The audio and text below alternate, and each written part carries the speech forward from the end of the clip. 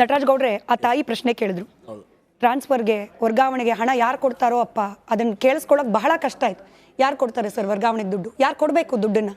ಕೊಡದೆ ಹೋದ್ರೆ ಹಿಂಗೆ ಹೆಣ ಆಗೋದು? ಇಲ್ಲ ಅವರು ಈಗ ಆ ಸಾವಿಗೆ ಕಾರಣ ಏನಂತ ತಿಳ್ಕೊಳ್ಳಿ. ಬಟ್ ಈ ವರ್ಗಾವಣೆಗೆ ಹಣ ಕೇಳಿರೋದು ಅಂತಿದೆಯಲ್ಲ, ಅದು ಅಕ್ಷಮ್ಯ ಅಪರಾಧ. ಅದು ನಾವು ಯಾವ ಕಾಂಗ್ರೆಸ್ ಪಕ್ಷ ಅಧಿಕಾರಕ್ಕೆ ಬಂದದ್ದೇ ಈ BJPಯ ಭ್ರಷ್ಟಾಚಾರವನ್ನು ತೊಲಗಿಸಬೇಕು, 40% ಕಮಿಷನ್ ತೊಲಗಿಸಬೇಕು. 21 ನಿಗಮಗಳಲ್ಲಿ ಹಗರಣ ಆಗಿದೆ, PSI ಹಗರಣ ಆಗಿದೆ, ಬಿಟ್ಕಾಯಿನ್ ಹಗರಣ ಆಗಿದೆ, ಕೊರೋನಾ ಹಗರಣ ಆಗಿದೆ, BJPಯ ಸಾಲು 33 ಇಲಾಖೆಗಳಲ್ಲೂ ಹಗರಣ ಆಗಿದೆ ಅಂತ ಹೇಳಿ ನಾವು ಹೋರಾಟ ಮಾಡಿ ಬಂದಂಥದ್ದು.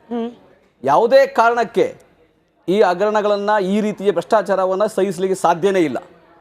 ಇದು ಒಂದು ಕಾಂಗ್ರೆಸ್ ಶಾಸಕರ ಇನ್ವಾಲ್ವ್ಮೆಂಟ್ ಆಗಿದ್ರು ಕೂಡ ಯಾರನ್ನೇ ಒಂದೇ ಒಂದು ನಿಮಿಷ ಕೂಡ ಅವ್ರನ್ನ ಆ ಅಧಿಕಾರದಲ್ಲಿ ಅಥವಾ ಆ ಸ್ಥಾನದಲ್ಲಿ ಉಳಿಸಲಿಕ್ಕೆ ಸಾಧ್ಯ ಇಲ್ಲ. ಆಯ್ತು ಸರ್, ಇಲ್ಲ ಕೇಳಿ, ಇದು ಆಗಿದ್ದು ಹೆಂಗೆ? ಇದು ಹೆಂಗೆ ಆಗಿದ್ದು ಹೆಂಗೆ? ಇಲ್ಲಿವರೆಗೂ ಬಂದು ನಿಂತಿರೋದು ಹೆಂಗೆ? ನೀವು ಈ ಕ್ರಮ ಕೈಗೊಳ್ತೀರಿ, ಆಯ್ತು ಸರ್. ಈ ಕ್ರಮ, ಈ ವಾಲ್ಮೀಕಿ ಸ್ಕ್ಯಾಮ್ ಆದಾಗ್ಲೂ ಕೂಡ ನಾಗೇಂದ್ರ ಅವ್ರು ಏನ್ ಹೇಳಿದ್ರು, 24 ಗಂಟೆಲಿ 24 ಗಂಟೆಲಿ ಅಷ್ಟು ದುಡ್ಡು ವಾಪಸ್ ಬರುತ್ತೆ. ಹೋಯ್ತಲ್ಲ ಪ್ರಾಣ ಚಂದ್ರಶೇಖರ್ ಅವ್ರದ್ದು ಹಣ, ಹೋಗ್ಲಿಕ್ಕೆ ಯಾಕೆ ಬಿಟ್ರಿ? ಯಾಕೆ ಪ್ರಶ್ನೆ ಕೇಳಿದ್ವಿ?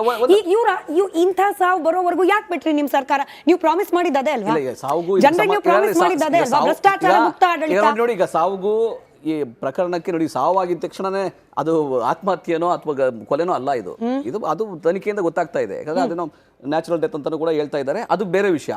ಆದರೆ ಭ್ರಷ್ಟಾಚಾರ ಅನ್ನೋದಿದೆಯಲ್ಲ, ಅದ್ರ ಮೇಲೆ ನಮ್ಮದು ಶೂನ್ಯ ಟಾಲರೆನ್ಸ್. ಯಾವುದೇ ಕಾರಣಕ್ಕೆ ಕಾಂಗ್ರೆಸ್ ಸರ್ಕಾರ ಆಗಲಿ, ಕಾಂಗ್ರೆಸ್ ಪಕ್ಷ ಆಗಲಿ ಇದು ಸಹಿಸಲ್ಲ.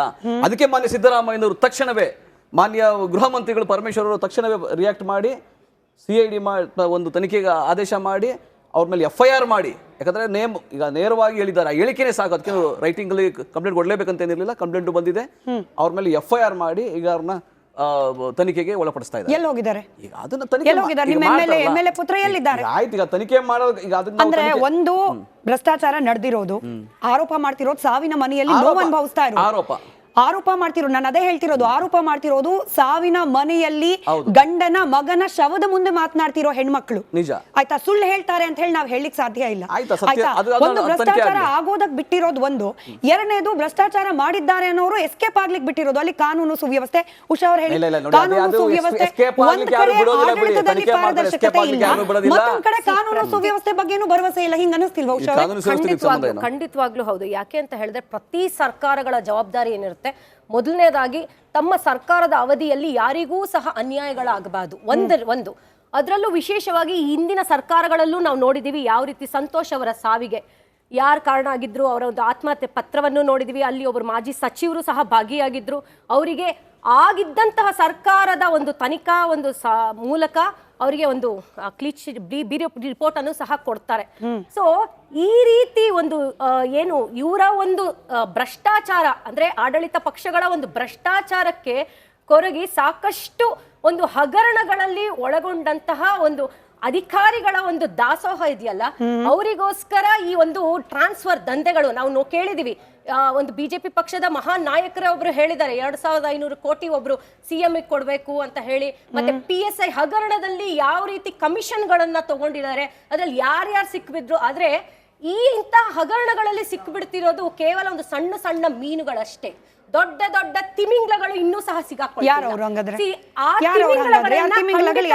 ಆಡಳಿತ ಪಕ್ಷದ ಒಂದು ಅಧಿಕಾರದಲ್ಲಿ ಇರುವಂತಹ ಗೃಹ ಸಚಿವರು ಅದಕ್ಕೆ ತನಿಖೆಯನ್ನ ಮಾಡಬೇಕು. ಇಲ್ಲಿ ಎಂತ ವಿಪರ್ಯಾಸ ಅಂದ್ರೆ SITಗಳ ಮೇಲೆ ವಿರೋಧ ಪಕ್ಷಗಳಿಗೆ ನಂಬಿಕೆ ಇರೋದಿಲ್ಲ. ಅದಾದ ನಂತರ ಆಡಳಿತ ಪಕ್ಷದವರು ಅಂದ್ರೆ ಈಗ ಆಡಳಿತ ಪಕ್ಷ ಕಾಂಗ್ರೆಸ್ ಇರೋದ್ರಿಂದ ಅವರಿಗೆ CBI ಮೇಲೆ ನಂಬಿಕೆ ಇಲ್ಲ. ಅದು ಸಹಜ ಸಾಮಾನ್ಯ. ಆದ್ರೆ ಇಲ್ಲಿ ಕೊರಗ್ತಿರೋರು ಯಾರು? ವಿಕ್ಟಿಮ್ಸ್ ಇದಾರಲ್ಲ, ಇವತ್ತು ಆ ಹೆಣ್ಣು ಮಗಳಿಗೆ ಯಾವ ರೀತಿ ನ್ಯಾಯ ಕೊಡಿಸ್ತೀರಾ?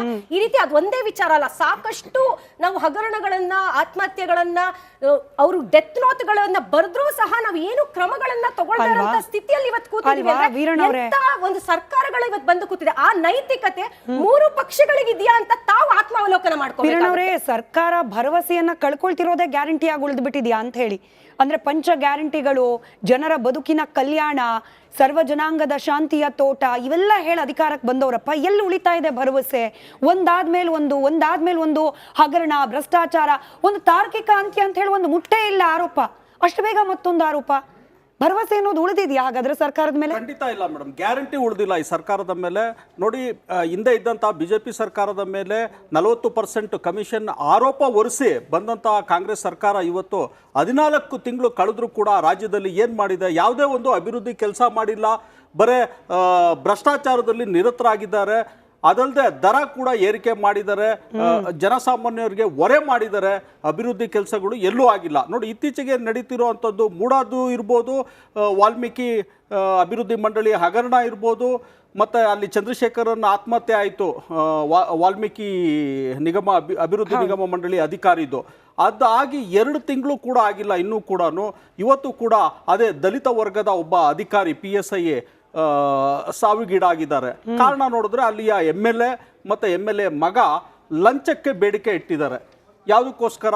ಅಲ್ಲೇ ಉಳ್ಕೋಬೇಕಾದ್ರೆ ಬೇರೆಯವರು ಇನ್ನೂ ಹೆಚ್ಚು ಹಣ ಕೊಡ್ತಾ ಇದ್ದಾರೆ, ನೀವು ಒಂದು 5 ಲಕ್ಷ ಕಮ್ಮಿ ಕೊಟ್ಟರು ಪರವಾಗಿಲ್ಲ, 30-35 ಲಕ್ಷ ಕೊಡಿ ಅಂತ ಬೇಡಿಕೆ ಇಟ್ಟಿದ್ದಾರೆ. ಅಂದರೆ ಅರ್ಥ ಮಾಡ್ಕೊಳ್ಳಿ, ಸರ್ಕಾರದಲ್ಲಿ ಮುಖ್ಯಮಂತ್ರಿ ಇರ್ಬೋದು, ಸಚಿವರು ಇರ್ಬೋದು, ಶಾಸಕರು ಇರ್ಬೋದು, ಎಲ್ಲರೂ ಕೂಡ ಈ ರೀತಿ ಭ್ರಷ್ಟಾಚಾರಕ್ಕೆ ಇಳಿದ್ರೆ ಜನತೆ ನೆಮ್ಮದಿಯಿಂದ ನಮ್ಮ ರಾಜ್ಯದಲ್ಲಿ ಹೇಗಿರೋದು? ಆ ಪರಿಸ್ಥಿತಿ ಬಂದು ತಲುಪಿದೆ ಇವತ್ತು. ಬಟ್ ನೀವು ವಿರೋಧ ಪಕ್ಷ ಸ್ಥಾನದಲ್ಲಿ ಇದ್ದೀರಿ ಸರ್, ನೀವು ಕೂಡ ರೆಸ್ಪಾನ್ಸಿಬಲ್ ಆಗಿರ್ಬೇಕಲ್ವಾ? ನೋಡಿ, ವರ್ಗಾವಣೆ ದಂಧೆ ಅಂತ ಮೊದಲು ಪ್ರಸ್ತಾಪ ಮಾಡಿದ ಕುಮಾರಸ್ವಾಮಿ ಅವರು. ವೆನ್ ಹಿ ವಾಸ್ MLA, ಎಲ್ಲಿ ಬಂತು ಪೆನ್ ಡ್ರೈವ್ ಆಚೆ? ಎಲ್ಲಿ ಕೊಟ್ರಿ ನೀವು ತನಿಖೆಗೆ? ಎಲ್ಲಿ ಹೋದ್ರಿ ಕಾನೂನಾತ್ಮಕವಾಗಿ ಫೈಟ್ ಮಾಡ್ಲಿಕ್ಕೆ? ಮೇಡಮ್, ಈಗ ನೋಡಿ, ವಾಲ್ಮೀಕಿ ನಿಗಮ ಮಂಡಳಿ ಇದೆ, ಹಲವಾರು ಸಾಕ್ಷಿ ಇದೆ, ಅದರಲ್ಲೇ ಕೂಡ ಸರ್ಕಾರ ಯಾವ ರೀತಿ ನಡೆ ತೋರಿಸ್ತು. ಮತ್ತೆ ಮೂಡೋದು ಕೂಡ ಆರೋಪ ಸ್ವತಃ ಮುಖ್ಯಮಂತ್ರಿಗಳ ಮೇಲೆ ಬಂದರೂ ಕೂಡ ಅವರು ಅವರ ಕೆಳಗಡೆ ಇರೋ ಒಂದು ಏಜೆನ್ಸಿಗಳ ಮೂಲಕನೇ ಇದು ಮಾಡೋದಕ್ಕೆ ಹೊರಟಿದ್ದಾರೆ. ಇಲ್ಲ, ಇದೆ. ಈಗ ನೋಡಿ, 98ರಲ್ಲಿ ಡಿನೋಟಿಫಿಕೇಶನ್ ಆದಾಗ ಸಿದ್ದರಾಮಯ್ಯ ಅವರು DCM ಆಗಿದ್ರು. ಅದು ಲೇಔಟ್ ಆಗಿ ಸೈಟ್ ಹಂಚಿಕೆ ಆದ ನಂತರ ಆ ಸೈಟ್ ವಾಪಸ್ ಮತ್ತೆ ಪಡೆದು ಮತ್ತೆ ಬಿಜೆಪಿ ಖರೀದಿ ಮಾಡಿರ್ತಾರೆ ಮಲ್ಲಿಕಾರ್ಜುನ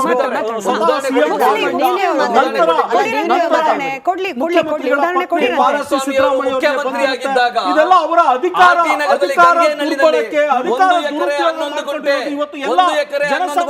ಅತ್ತೆಗೆ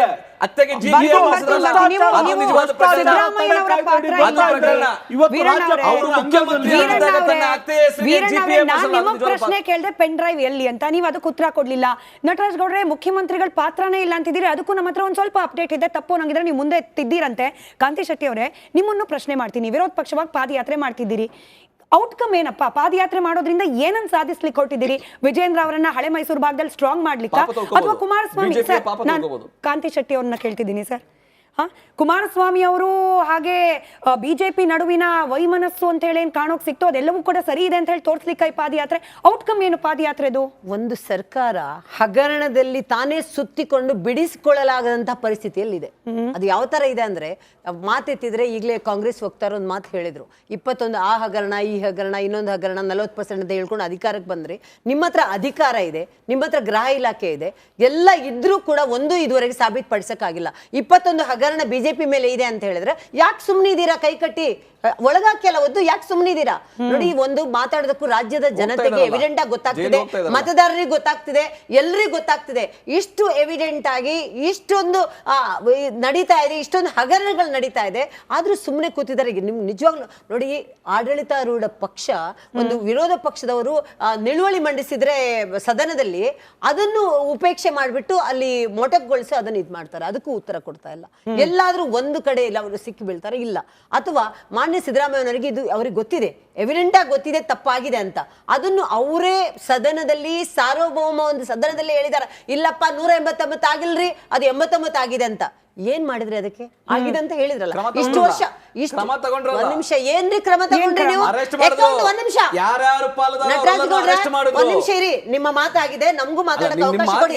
ನಾನು ಹೇಳೋದಿಷ್ಟೇ, ನೋಡಿ, ನಾವು ಪಾದಯಾತ್ರೆ ಮಾಡ್ತಿದೀವಿ. ನಾನು ಪರ್ಸನಲ್ ಆಗಿ ಹೋಗಿ ಬಂದಿದ್ದೀನಿ. ಒಂದು ಮಾತಿಲ್ಲಿ ಹೇಳ್ತೀನಿ ಕೇಳಿ, ಇದು ಮುಗಿಯುವ ತನಕ ಅಥವಾ ಇದಕ್ಕೆ ತಾರ್ಕಿಕ ಅಂತ್ಯ ಸಿಗುವ ತನಕ. ಏನು ತಾರ್ಕಿಕ ಅಂತ್ಯ ಅಂದ್ರೆ ಏನು? ಏನ್ ಬಯಸ್ತಾರೆ ಮಾನ್ಯ ಸಿದ್ದರಾಮಯ್ಯನವರು ರಾಜ್ಯದ ಜನತೆಗೆ ಹೇಳಿ, ಅವ್ರು ಹೇಳಿದಾರಲ್ಲ 89 ಕೋಟಿ ಆಗಿದೆ ಅಂತ ಹೇಳಿದಾರಲ್ಲ. ಈಗ ಮೂಡ ಹಗರಣ ಇದೆ, ಎಷ್ಟೋ ಜನ ಮೈಸೂರಿನಲ್ಲಿ ಇರ್ಬೋದು, ಬೆಂಗಳೂರಲ್ಲಿ BDA ಇರ್ಬೋದು, ಮೂಡದಲ್ಲಿ ಎಷ್ಟೋ ಜನ ಸೈಟ್ ಅಪ್ಲೈ ಮಾಡಿದವರು, ಎಷ್ಟೋ ವರ್ಷ. ಯಾಕೆ ಬೇರೆಯವ್ರದ್ದು ಬೇಡ? ನಾನೇ 2000 ಇಸ್ವಿಯಲ್ಲಿ BDAದಲ್ಲಿ ಅಪ್ಲೈ ಮಾಡಿದ್ದೀನಿ, ಇದುವರೆಗೂ ಬಂದಿಲ್ಲ. ಇಲ್ಲಿ ಎಷ್ಟೋ ನಮ್ಮ ಹತ್ರ ಪ್ರೂಫೇ ಇದೆ.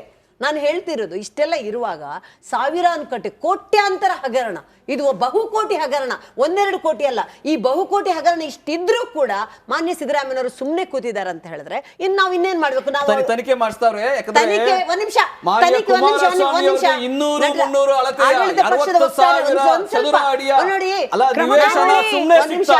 ಒಂದ್ ನಿಮಿಷ, ಸುಮ್ನೆ ಒಂದ್ ಸಿಗ್ತಾ? ನಿಮಿಷ, ಅವರ ನಾನು ತನಿಖೆ ಜಮೀನನ್ನ ಮಾಡಿ, acquire ಮಾಡ್ಕೊಂಡ್ರೆ ಅವ್ರ ಜಮೀನನ್ನ. ಕೇಳಿಸ್ಕೊಳ್ಳಿ, ಅಲ್ಲ, ನೀವು ಕೇಳಿಸ್ಕೊಳ್ಳಿ. ಬಿಜೆಪಿಯ ಸರ್ಕಾರದ ನಟರಾಜ್ ಗೌಡ್ರೆ, ಯಡಿಯೂರಪ್ಪನವರು ಕಾಂತಿ ಮುಖ್ಯಮಂತ್ರಿ ಶೆಟ್ಟಿ ಆಗಿದ್ರಲ್ಲ, ಅವರು ವೀರಣ್ಣ ಆಗ ಅವರು ಹೇಳ್ತಾರೆ. ಆಗಿರ್ತಕ್ಕಂತಹ ಅರೆ ನಟರಾಜ್ ಗೌಡ್ರೆ, ಕಾಂತಿ ಶೆಟ್ಟಿ ಅವರು ಹೇಳ್ತಾರೆ, ವೀರಣ್ಣ ಅವರು ಹೇಳ್ತಾರೆ, ಕುಮಾರಸ್ವಾಮಿ ತಪ್ಪು ಮಾಡಿದ್ದಾರೆ ಅಂದ್ರೆ ತನಿಖೆ ಮಾಡ್ರಿ. ಅವ್ರ ವಿರುದ್ಧ ತಡೆದಿರೋರು ಯಾರು? ತಡೆದಿರೋರು ಯಾರು? ಸ್ಮಿತಾ, ಅಲ್ಲ, ಅವರಿಗೆ ನಿವೇಶನ ಅವ್ರಿಗೆ ಹಂಚಿಕೆ ಆಗಿದೆ ಅಂದ್ರೆ ತಪ್ಪೆಲ್ಲರೂ ತಪ್ಪಾಗಿರುತ್ತಲ್ಲ. ಬಿಜೆಪಿಯವರು ಮಾತಾಡ್ತಕ್ಕಂಥದ್ದು ಸುಖಾಸುಮ್ಮನೆ ಕಲ್ಪಿತ ಆರೋಪ ಅಷ್ಟೇ ಬಿಟ್ರೆ ಅವ್ರು ಯಾವ ರೀತಿಯ ಸತ್ಯಾಂಶ ಇಲ್ಲ. ನಿಮ್ಗೆ ಜನರನ್ನ ಕನ್ವಿನ್ಸ್ ಮಾಡಕ್ಕಾಗಲ್ಲ. ನಾವು Convince ಮಾತಾಡಿದ್ರೆ ಸತ್ಯ ಕನ್ವಿನ್ಸ್ ಮಾಡ್ಬೇಕು, ಸತ್ಯ ಜನರಿಗೆ ಯಾವ ಅರ್ಥ convince ಮಾಡ್ಬೇಕು. ಮಾಡ್ಬೇಕು? ನೀವು ಸುಳ್ಳು ನಿಮ್ಮ ಹತ್ರ convince ಉತ್ತರ ಇಲ್ಲ, ಮಾಡ್ಬೇಕು. ನಿಮ್ಮ ಹತ್ರ ಉತ್ತರ ಇಲ್ಲ. ಕಾಂತಿ ಶೆಟ್ಟಿ ಮೇಡಮ್, ನಿಮ್ಮ ಹತ್ರ ಈಗ ಅವರು ವಿರೋಧ ನಟರಾಜ್ ಪಕ್ಷ ಗೌಡ್ರು ಕೆಲವು ಪ್ರಶ್ನೆಗಳನ್ನು ಕೆಲವು ಪ್ರಶ್ನೆಗಳನ್ನು ಕೇಳಿದೀವಿ, ಅದಕ್ಕೆ ಉತ್ತರ ಕಾಂತಿ ಶೆಟ್ಟಿ ಕೊಡಕ್ಕೆ ಅವರೇ, ಆಗುತ್ತಾ ಇಲ್ವಾ? ಕಾಂತಿ ಶೆಟ್ಟಿ ಅವರೇ, ಒಂದ್ ಅಪ್ಡೇಟ್ ಇದೆ, ಒಂದ್ ಅಪ್ಡೇಟ್ ಇದೆ.